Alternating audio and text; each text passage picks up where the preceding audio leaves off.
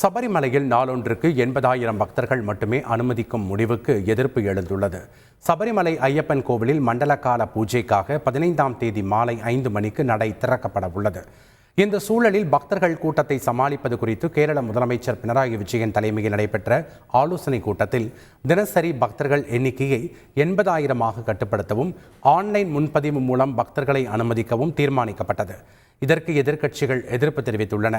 Online பதிவு மட்டுமின்றி spot booking மூலம் 10% பக்தர்களை அனுமதிக்க வேண்டும் என கோரிக்கை விடுத்துள்ள எதிர்க்கட்சிகள் ஒவ்வொரு வருடமும் பக்தர்களிடம் குழப்பத்தை ஏற்படுத்தி கூட்டத்தை குறைக்க அரசு முயற்சிப்பதாக குற்றம் சாட்டினர். ஸ்ரீவில்லிபுத்தூர் ஸ்ரீ ஆண்டாள் சூடி கொடுத்த மாலை, கிளி, பரிவட்டம் ஆகியவை திருப்பதி பிரம்மோற்சவ விழாவிற்கு புறப்பட்டுச் சென்றது.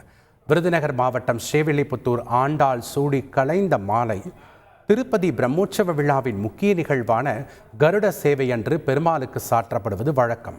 இதன்படி கருட சேவையின் மோகினி அலங்காரத்தில் இருக்கும் மலையப்ப சுவாமி எனப்படும் பெருமாளுக்கு சாற்றப்படுவதற்காக ஸ்ரீ ஆண்டாளுக்கு சூடிய மாலை, கிளி, பரிவட்டம் ஆகியவைகள் திருப்பதி புறப்பட்டுச் சென்றது. சூடி கொடுத்த சுடர் மாலை வரும் வெள்ளிக்கிழமை கருட சேவையன்று மோகினி அலங்காரத்தில் இருக்கும் பெருமாளுக்கு சாற்றப்படுகிறது.